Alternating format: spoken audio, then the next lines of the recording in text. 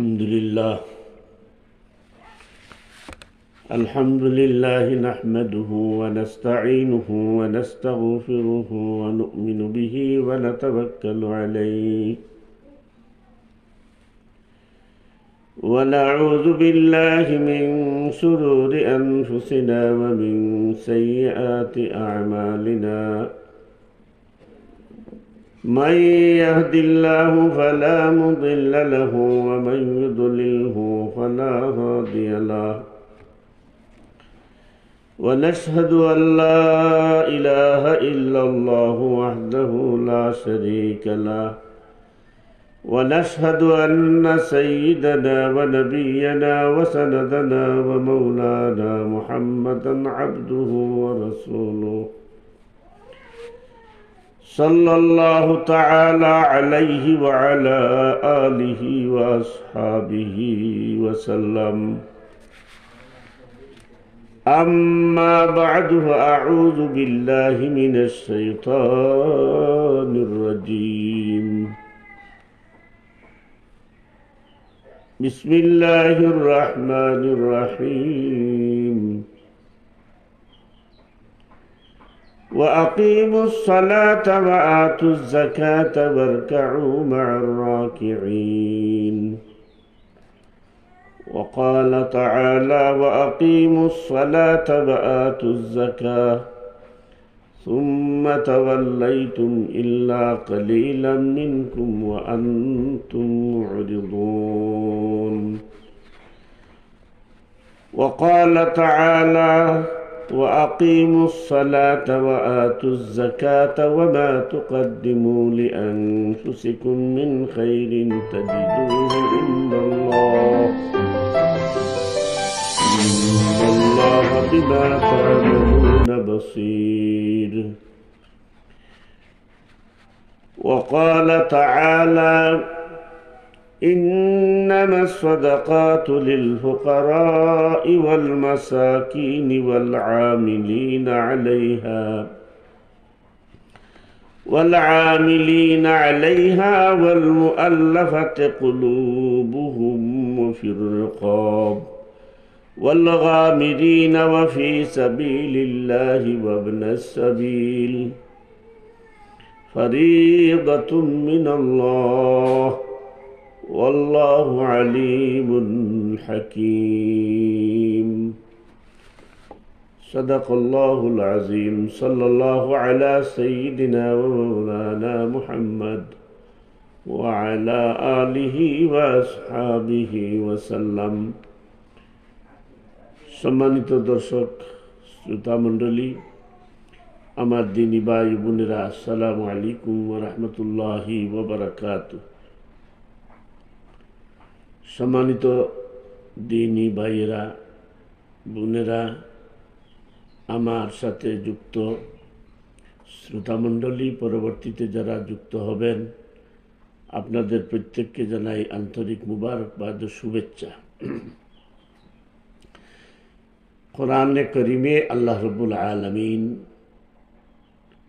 যতবার নামাজের কথা বলেছেন ঠিক ততবারই প্রায় যাকাতের কথা বলেছেন। এজন্য আমি কয়েকটি আয়াত এখানে তিলাওয়াত করলাম। এই কয়েকটি আয়াত তিলাওয়াত করার অর্থ হচ্ছে এই আয়াতগুলোতে আল্লাহ রাব্বুল আলামিন যেভাবে বলেছেন আকিমিস সালাত ঠিক সেইভাবেই বলেছেন ওয়া আতুজ যাকাত, আকিমিস সালাত ওয়া আতুজ যাকাত, আকিমিস সালাত ওয়া আতুজ যাকাত। অনুরূপভাবে কোরআনে কারীমের শুরুতে আল্লাহ রাব্বুল আলামিন বলেছেন আলিফ লাম মিম যালিকাল কিতাবু লা রাইবা ফীহি হুদাল লিল মুত্তাকিন الذين يؤمنون بالغيب ويقيمون الصلاة ومما رزقناهم ينفقون। আল্লাহ তাআলা বলেছেন এই কোরআন যার মধ্যে সন্দেহের কোনো অবকাশ নেই। আর এই কোরআনে করিম কি করে হুদাল লিল মুত্তাকিন, মুত্তাকিদেরকে হেদায়েত দান করে। মুত্তাকি কারা তাদের পরিচয় দিতে গিয়া পরের আয়াতে আল্লাহ রাব্বুল আলামিন মুত্তাকিদের ব্যাখ্যা দিয়েছেন এভাবে, আল্লাযীনা ইউমিনুনা বিল গায়ব, যারা গায়বের উপরে, অদৃশ্যের উপরে ঈমান আনে। এই গায়বের উপরে ঈমান বলতে প্রথমত আল্লাহ রাব্বুল আলামিনকে বোঝানো হয়েছে, তকদিরকে বোঝানো হয়েছে, হাসর ও নসরকে বোঝানো হয়েছে, ফুলসিরাত ও মিজানকে বোঝানো হয়েছে। যতগুলো বিষয় আমাদের সামনে দৃশ্যমান নয়, কিন্তু এগুলোর উপরে ঈমান আনতেই হবে, এই সমূহ বিষয়গুলোকে গায়ব বলা হয়েছে। ইউমিনুনা বিল গায়ব, যারা গায়বের উপরে বিশ্বাস স্থাপন করে। আর কি করে? তৃতীয় নম্বরে বলা হচ্ছে ওয়ায়ুকিমুনাস সালাত, যারা কি করে? নামাজ কায়েম করে। ওয়ানফিকু মিম্মা রাযাকনাকুম, এবং আল্লাহর দেওয়া নিয়ামত থেকে তারা কি করে? খরচ করে। এখানে ইনফাক ফি সাবিলিল্লাহ, আল্লাহর রাস্তায় খরচের দুটি মর্ম অর্থে, দুটি মর্ম। একটি হচ্ছে ফরজ আর একটি হচ্ছে নফল। ফরজ হচ্ছে যাকাত, আর নফল হচ্ছে যেটা আল্লাহ রাব্বুল আলামিন কর্তৃক বিধিবদ্ধ নয়, কিন্তু আল্লাহর বান্দারা আল্লাহ রাব্বুল আলামিনের সন্তুষ্টি অর্জনের লক্ষ্যে আল্লাহ রাব্বুল আলামিন যে সমস্ত মাল তাদেরকে দিয়েছেন, তার থেকে যারা স্বেচ্ছায় স্বপ্রণোদিত হয়ে আল্লাহর সন্তুষ্টি অর্জনের লক্ষ্যে দান খয়রাত করে থাকে, সেটাকে ইনফাক ফি সাবিলিল্লাহ বলা হয়, এবং এটা হচ্ছে নফল। জি মুহতারাম মাওলানা সাইফুল ইসলাম ফরিদাবাদী হাফিজহুল্লাহ এবং আমার হযরত মাওলানা আব্দুল বাসিত হাফিজহুল্লাহ, আপনারা দুজনই সময়ের আলোচিত বক্তা, আলেম, মুহতামিম বা প্রিন্সিপাল, এবং বর্তমান সময়ে আপনাদের খেদমত, আপনাদের ইসলামী আন্দোলনের তরে আপনাদের ভূমিকা অত্যন্ত আলোচিত। আল্লাহ রাব্বুল আলামিন আপনাদেরকে কবুল করুন। আর আমি যে কথাগুলো বলতেছি যাকাত সম্পর্কিত, মেহরবানি করে আপনারাও শেয়ার করে জাতির তরে এই দাওয়াতগুলো পৌঁছানোর চেষ্টা করবেন। কারণ আমরা আপনাদের মতো নয়, যোগ্যতা আমার নেই, বা মাঠে ময়দানে যারা আজকাল বয়ান বক্তৃতা করতেছেন তাদের মতো হতে পারিনি। তারপরে অতীতে আমরা আল্লাহর রহমতে পায়ে হেঁটে, গাড়িগুলার রাস্তা ছিল না, গাদার পিঠে সওয়ার হয়ে, অথবা গাদা জাতীয় মঠিয়াগুলা যেটা বলি সেইটার পিঠে সওয়ার হয়ে নৌকাতে 12-14 মাইল পায়ে হেঁটে গিয়ে ওয়াজ করা আমাদের জন্য এবং আমাদের আকাবিরদের জন্য এটা একটা মামুলি ব্যবহার ছিল। হাদিয়া তো দূরের কথা, অনেক সময় বাড়ার পয়সাও নিজের পকেট থেকে তারা দিয়েছেন, আমরাও দিয়েছি। আজকে ঘরে বসে যে 2-4টি কথা বলার সুযোগ আল্লাহ রাব্বুল আলামিন দিয়েছেন নেটের মাধ্যমে, এই কথাগুলো মানুষের কাছে পৌঁছলে হয়তো দাওয়াতি কাজ হবে, আপনারাও সওয়াব পাবেন, আমিও সওয়াব পাবো। তাই আপনাদের কাছে গুজারিশ, অন্ততপক্ষে মানুষের কাছে যে পদ্ধতিতে পৌঁছে সেই পদ্ধতিতে পৌঁছে দেওয়ার চেষ্টা করবেন। তো সম্মানিত দ্বীনী ভাইয়েরা, আমার কথা ছিল এখানে যে আল্লাহ রাব্বুল আলামিন এখানে ইনফাক ফি সাবিলিল্লাহ, গায়বের উপরে ঈমান আনা, নামাজ কায়েম করা এবং ইনফাক ফি সাবিলিল্লাহ, এই তিনগুলো মানুষকে, যে আমার সাংবাদিক কবি সলাকার লাহিন নাহিয়ান তালুকদার, আশা করি শেষ পর্যন্ত থাকবেন। ধন্যবাদ আপনাকে। তো আল্লাহ রাব্বুল আলামিন বলেছেন কোরআন হেদায়েত দান করবে মুত্তাকিদেরকে, আর মুত্তাকিদের পরিচয় দেয়া হয়েছে 3টি বস্তু দ্বারা। একটি হচ্ছে ইউকিমুনাস সালাত, যারা নামাজ কায়েম করবে, অর্থাৎ খুশু খুজুর সাথে যথাযথ নিয়মে ফরজ সুন্নত আদায় করে নামাজ পড়বে তারা, এটা হচ্ছে ইউকিমুনাস সালাত। এক শবে বরাতে, এক জুমাবারে, আর এক ঈদের দিনে, আর রমজানের প্রথম 5-7 দিনে নামাজি হওয়া যায় না। এটাকে আবেগ বলে। এটা থেকে বিরত থাকার জন্য আমি বলছি না, বলছি নামাজি বলা যায় না, ইউকিমুনাস সালাতের অন্তর্ভুক্ত হতে পারবেন না। নামাজ দায়মি পড়তে হবে, সেটা ঘরে বসে হোক, দাঁড়িয়ে হোক, কায়মানু বাক্যে আল্লাহর ফরজ বিশ্বাসের নামাজ আদায় করতে হবে, নামাজ পড়তে হবে। এটাকে ইউকিমুনাস সালাত বলে। পুরুষদের জন্য মাযুর না হলে, উযর না হলে মসজিদে গিয়েই পড়তে হবে, জামাতের সাথে পড়তে হবে। একান্ত যদি জামাত ছুটে যায় অথবা মসজিদে যেতে নাও পারেন, কিন্তু নামাজ আপনার থেকে সুকুত হবে না। এটার নাম হচ্ছে ইউকিমুনাস সালাত, যারা নামাজ কায়েম করে। দ্বিতীয়টা বলা হচ্ছে আল্লাযীনা ইউমিনুনা, প্রথম বলা হচ্ছে আল্লাযীনা ইউমিনুনা গায়ব, গায়বের কথা আগেও বলেছি, আবারও বলছি যে আল্লাহ রাব্বুল আলামিনের কথা অনুযায়ী, কোরআনের কথা বিশ্বাস করে আল্লাহ রাব্বুল আলামিনের উপরে ঈমান আনা। আল্লাহ রসুলের উপর তো দেখে, অথবা যারা দেখেন নাই তারা না দেখেই আল্লাহ রসুলের প্রতি ঈমান আনা। কিয়ামতের দিনের এবং কিয়ামতের দিনে যা সংগঠিত হবে সব কিছুর উপরে বিশ্বাস রাখা, তকদীরের উপরে বিশ্বাস রাখাকে গায়বের উপর ঈমান বলা হয়। তৃতীয় নম্বরে বলা হচ্ছে ইউকিমুনাস ওয়ায়ুতুনাজ যাকাত, ইউকিমুনাস সালাতা ওয়ায়ুতুনাজ যাকাত। الذين يؤمنون بالغيب ويقيمون الصلاة وينفقوا مما رزقناكم। আল্লাহ রাব্বুল আলামিন যে রিজিক দিয়েছেন, এই রিজিক থেকে আল্লাহর রাস্তায় খরচ করা, এই তিনটি আমল যারা করবে, করা বাধ্যতামূলক, এটাকে তাদেরকেই মুত্তাকি বলে। আর মুত্তাকি বনার মাধ্যম হচ্ছে, উত্তম পন্থা হচ্ছে সিয়াম সাধনা। যেখানে আল্লাহ বলেছেন লাআল্লাকুম তাত্তাকুন, তোমাদের উপরে রোজা ফরজ করা হয়েছে, আশা করা যায় এটা তোমরা মুত্তাকি হতে পারবে। আর মুত্তাকি যারা, তাদেরকে কোরআনে হেদায়েত করবে। আর সূরা বাকারার শুরুতে মুত্তাকিদের পরিচয় দেয়া হয়েছে তিনটি বস্তু দ্বারা। একটি হচ্ছে গায়বের উপরে বিশ্বাস করবে, দ্বিতীয় হচ্ছে নামাজ কায়েম করবে, তৃতীয় হচ্ছে ইনফাক ফি সাবিলিল্লাহ। আল্লাহ যে নিয়ামত দিয়েছেন সেই নিয়ামত থেকে আল্লাহর রাস্তায় খরচ করবে। এবং এই আল্লাহর রাস্তায় খরচটা হচ্ছে দুই ধরনের, একটা হচ্ছে বাধ্যতামূলক যেটাকে বলা হয় যাকাত, আর একটা হচ্ছে সুন্নাত বা নফল, যেটা বাধ্যতামূলক নয় কিন্তু আল্লাহর সন্তুষ্টি অর্জনের লক্ষ্যে আপনার যা আছে তা থেকে আল্লাহর রাস্তায় খরচ করার মানে হচ্ছে ইনফাক ফি সাবিলিল্লাহ। এই তিন ধরনের মানুষকে এখানে আল্লাহ রাব্বুল আলামিন মুত্তাকি সাব্যস্ত করেছেন। আর তাদের পরিণতি, তাদের প্রতিদান সম্পর্কে বলেছেন উলাইকা আলা হুদাম মির রাব্বিহিম ওয়া উলাইকা হুমুল মুফলিহুন।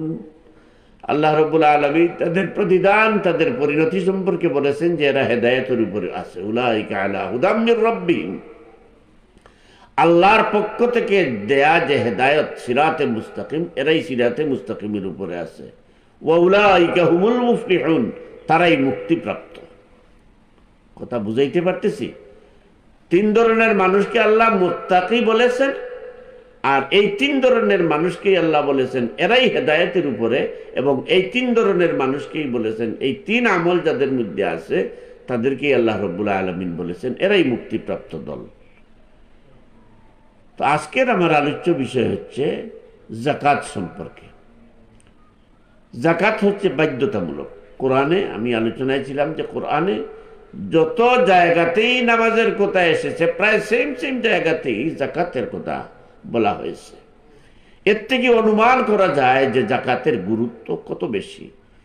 নামাজ যেভাবে দাইমি পড়া, হর হামেশা পড়া, খুশু খুজুর সাথে পড়া, ইতমিনানে কলবের সাথে পড়া, ইহতিসাবের সাথে, ইহসানের সাথে নামাজ পড়া যেভাবে ফরজ, ঠিক যথাযথ হিসাব কষে মালের সম্পদের যথাযথ হিসাব কষে যাকাত প্রদান করা হচ্ছে ফরজ। তো আমি আয়াত তিলাওয়াত করেছি কি, ওয়াকিমুস সালাতা ওয়া আতুজ যাকাতা ওয়ারকাউ মা'আর রাকিঈন। এটি হচ্ছে সূরা বাকারার 43 নম্বর আয়াত। এই আয়াত আল্লাহ রাব্বুল আলামিন বলতেছেন নামাজ কায়েম করো, যাকাত দাও, আর যারা আমার সামনে অবনত হচ্ছে, রুকু করছে, তাদের মতো তোমরাও কি করো, রুকু করো। এখানে আল্লাহ রাব্বুল আলামিন নামাজের পাশাপাশি যাকাতের নির্দেশ দিয়েছেন। পরের আয়াত তিলাওয়াত করেছি এই সূরার 83 নম্বর আয়াত, যেখানে আল্লাহ রাব্বুল আলামিন বলছেন وَأَقِيمُوا الصَّلَاةَ وَآتُوا الزَّكَاةَ ثُمَّ تَوَلَّيْتُمْ إِلَّا قَلِيلًا مِنْكُمْ সুম্মা তাওয়াল্লাইতুম ইল্লা কালিলাম মিনকুম ওয়া আনতুম মুরিদুন। নামাজ কায়েম করবে ও যাকাত দেবে, কিন্তু সামান্য কয়েকজন ছাড়া তোমরা সবাই অঙ্গীকার ভঙ্গ করেছিলে এবং এখনো ব্যঙ্গে চলেছ। আল্লাহ রাব্বুল আলামিন এখানে যাকাত প্রদানের ক্ষেত্রে একটি উদাহরণ দিয়েছেন। সুম্মা তাওয়াল্লাইতুম ইল্লা কালিলা, যাকাত দেওয়ার জন্য তোমরা প্রতিজ্ঞাবদ্ধ ছিলে। এটা হচ্ছে তখনকার সময়ের কাফিরদের কথা, নও মুসলিমদের কথা। আরেক অর্থ ইমাম ইবনে জারির রহমতুল্লাহ আলাইহি তুলেছেন, আলাস্তু বিরাব্বিকুম ক্বালু বালা। আল্লাহ রাব্বুল আলামিন জিজ্ঞেস করেছিলেন, আমি কি তোমাদের রব নই? গোটা মানবাত্মা জবাব দিয়েছিল, বালা, হ্যাঁ অবশ্যই। সেখানে ওয়াদা নিয়েছিলেন যতটা ওয়াদা কোরআন শরীফে আল্লাহ রাব্বুল আলামিন নির্দেশ দিয়েছেন সেগুলো পালনের, রবের আদেশ পালনের প্রতিশ্রুতিবদ্ধ ছিলাম আমরা।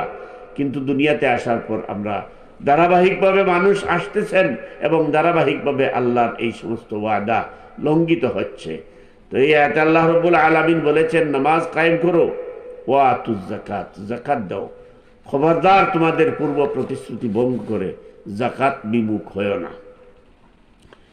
তারপর এই সূরায় বাকারারই 110 নম্বর আয়াত আল্লাহ রাব্বুল আলামিন আবারও বলছেন, ওয়াকিমুস সালাতা ওয়া আতুজ যাকাত ওয়ামা তুকদ্দিমু লিআনফুসিকুম মিন খাইরিন তাজিদুহু ইনদাল্লাহ ইন্নাল্লাহা বাসীরুম বিমা তা'মালুন।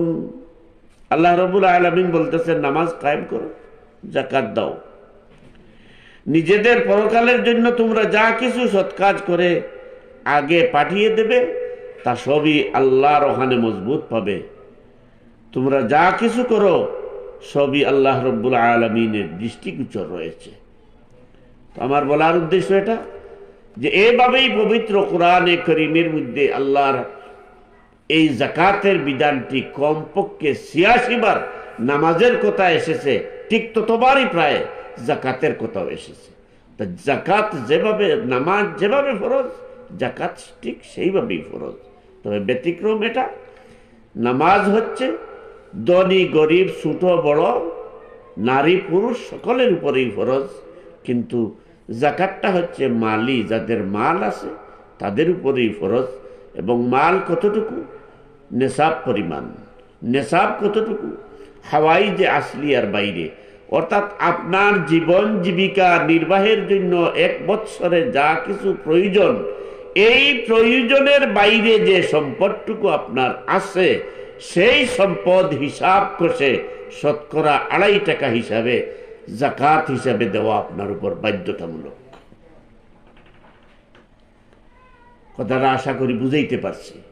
হাওয়াই যে আসলিয়া, অর্থাৎ আপনার পারিবারিক জীবন, আপনার ব্যবসায়িক জীবন, আপনি যে জীবনে অভ্যস্ত সেই জীবন নির্বাহের জন্য আপনার টাকার অঙ্কে, মুদ্রার অঙ্কে, সম্পদের অঙ্কে যতটুকু সম্পদ আপনার প্রয়োজন হয়, ততটুকু প্রয়োজনের বাহিরে যে সম্পদগুলো আপনার কাছে 1 বৎসর ছিল, সেই সম্পদ থেকে আপনাকে শতকরা 2.5 টাকা হিসাবে যাকাত দিতে হবে। এর একটা পরিমাণ নির্ধারণ করা হয়েছে যে 7.5 তোলা সোনা, এটা হলো নিচের, অথবা 52.5 তোলা রূপা, 52.5 তোলা রূপা, অথবা 7.5 তোলা সোনা। এর দুইটির যে কোনো একটির সমমানের মূল্য মান সম্পদ যদি আপনার কাছে 1 বৎসর গচ্ছিত থাকে, তাহলেই আপনাকে শতকরা 2.5 টাকা, শতকরা 2.5 টাকা হিসাবে আপনাকে যাকাত দেয়া বাধ্যতামূলক। এটা নফল কাজ নয়। বিদায় যাকাতের শাড়ি বলে, যাকাতের চাউল বলে, যাকাতের দান বলে কিছু মানুষকে লাইন ধরিয়ে তাদের ছবি উঠিয়ে আপনার মনোরঞ্জন করে বিতরণ করার নাম জাকাত হতে পারে না।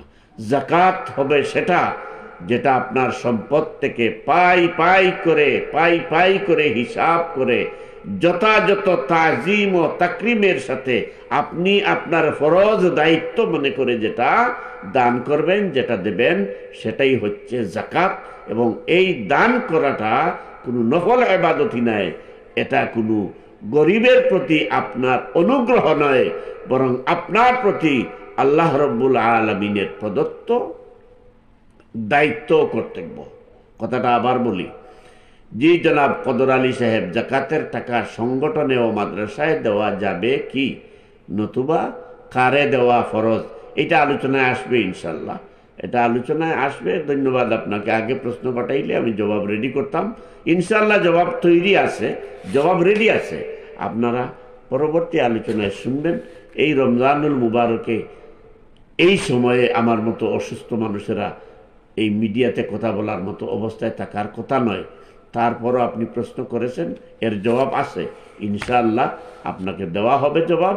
সংক্ষেপে এটাই বলি, জাকাতের টাকা সংগঠনে ও মাদ্রাসায় দেওয়া যাবে কি, এর সুন্দর সঠিক স্বচ্ছ জবাব হলো, জাকাত গরিবের হক। 8টা খাতে জাকাত দিতে হবে, পরবর্তী আলোচনায় আসবে। এই 8টা খাতের মধ্যে মাদ্রাসাও নেই, সংগঠনও নেই। 8টা খাতের মধ্যে মাদ্রাসাও নেই, সংগঠনও নেই। তবে সংগঠনের জিম্মাদারদের অধীনে এবং মাদ্রাসার জিম্মাদার হিসাবে তাদের অধীনে জাকাতের হকদার, জাকাতের পাওনাদার আছেন, থাকেন, বিদায় তাদেরকে মালিক বানিয়ে জাকাত দেয়া হয়ে থাকে বা জাকাত দেওয়া জায়েজ আছে। পরবর্তীতে এ ব্যাপারে আরো আলোচনা হবে ইনশাআল্লাহ। আজ এই পর্যন্তই আপনাদেরকে বললাম যে জাকাত গরিবদের প্রতি ধনীদের কোনো অনুগ্রহ নয়, বরং ধনীদের প্রতি আল্লাহ রাব্বুল আলামিনের কঠোর নির্দেশ, ওয়াতুজ যাকাত, তোমাকে জাকাত প্রদান করতেই হবে। যদি আপনি ইচ্ছা করে আপনার এই মালের, আপনার এই সম্পদের জাকাত প্রদান না করেন, তাহলে বিশ্বাস করুন আপনাকে হামান ও কারুন ও সাদ্দাদের সাথে জাহান্নামে থাকতে হবে। কারুনের সাথে আপনাকে জান্নাতে নয় জাহান্নামে থাকতে হবে। আপনার সম্পদ আপনার জন্য অনন্তকালের জন্য খাল হয়ে দাঁড়াবে। এই সম্পদ আপনাকে ধ্বংস করবে, নস্যাৎ করবে। এইগুলো সাপ হয়ে আপনাকে অনন্তকালের জন্য দংশন করতে থাকবে। কথাটা আবারও বলি, জাকাত এটা গরিবদের প্রতি আপনার অনুগ্রহ নয় যে তাদেরকে জাকাতের কাপড় বলে লাইন ধরিয়ে নিয়ে তাদেরকে দিবেন, বরং আপনি যদি ইমানদার হন, আপনি যদি মুমিন হয়ে থাকেন, তাহলে আপনার জাকাতের টাকা আপনি যেভাবে মসজিদে গিয়ে নামাজ আদায় করেন, ঠিক সেভাবে আপনি নিজে আপনার জাকাতের টাকা, জাকাতের সম্পদ পাওনাদারদের বাড়িতে বাড়িতে গিয়ে পৌঁছেই দিতে হবে। জি জনাব প্রিন্সিপাল মনিরুল ইসলাম সাহেব, দেরি করেছেন, এখন তো খাওয়ার সময় নেই। তাহলে আপনার তো দেরি করে আসলে আমার কথা শুনবে কে? আমাদের কথা কি আজকাল কেউ শুনে? কথা তো শুনবে যারা বাবারে মাইরে বলে এই সময়ের যারা সেলিব্রিটি, তাদের কথা শুনবে। আপনাদের মতো 2-4 জন যদি আমার কথা না শুনেন, আমাদের কথা না শুনেন, তাহলে আমরা বলি কার উদ্দেশ্যে? তো আবারও কথাটাকে আবারও বলে দেই, নামাজ যেভাবে মসজিদে গিয়ে আজান হওয়ার সাথে সাথে মসজিদে গিয়ে জামাতে নামাজ আদায় করা, ওয়াক্তের ভিতরে আপনি নামাজ আদায় করা যেভাবে ফরজ, ঠিক সেভাবেই সম্পদ যদি 1 বছর আপনার কাছে গচ্ছিত ব্যবহৃত হয়ে থাকে, আর তার পরিমাণ যদি 52.5 তোলা রূপা পরিমাণ হয়, 7.5 তোলা সোনার পরিমাণ হয়, তাহলে সময় বছর পুরে আসার সাথে সাথে 365 অথবা 360 আপনি যদি রমজানের হিসাবে দিয়ে থাকেন, তাহলে 359 দিনের পরের দিন 360 নম্বর দিনেই আপনাকে জাকাতের টাকা হিসাব করে, বস্তাবন্দি করে, পকেট বন্ধ করে, খামবন্দি করে জাকাতের পাওনাদারদেরকে বাড়িতে বাড়িতে গিয়ে দিয়ে আসতে হবে। আর সেটা 100, 200, 500 টাকা খামের ভিতরে ঢুকিয়ে দিয়ে নয়, আপনার প্রতিবেশী যে জাকাতের পাওনাদার তাকে এমন ভাবে দিবেন যাতে সে আরেক বছর বা আরো 2 বছর পরে জাকাতের পাওনাদার না থাকে, তাকে স্বাবলম্বী করে দেবেন। এটা পরবর্তীতে আলোচনা করব ইনশাল্লাহ। একটা কথা বারবার বলছি, আপনি গরিবদের প্রতি অনুগ্রহ করছেন হিসাবে বাড়িতে ডেকে এনে ভিখারির মতো লাইনে দাঁড় করিয়ে এক একটা শাড়ি দিয়ে দিলে এর চাইতে আল্লাহর সাথে মস্করা করার মানুষ আর পৃথিবীতে হতে পারে না। এমন ধরনের যাকাত আনার জন্য কোনো হায়াদার মানুষ যেতেও পারে না, কোনো হায়াদার মানুষ এই ধরনের কাজ করতেও পারে না। যাকাতের খাতগুলো পরবর্তীতে ইনশাআল্লাহ যদি আল্লাহ রাব্বুল আলামিন তৌফিক দেন করব। ওয়াখিরু দাওয়ানা আনিল হামদুলিল্লাহি রাব্বিল আলামিন। আসসালামু আলাইকুম ওয়া রাহমাতুল্লাহি ওয়া বারাকাতুহু।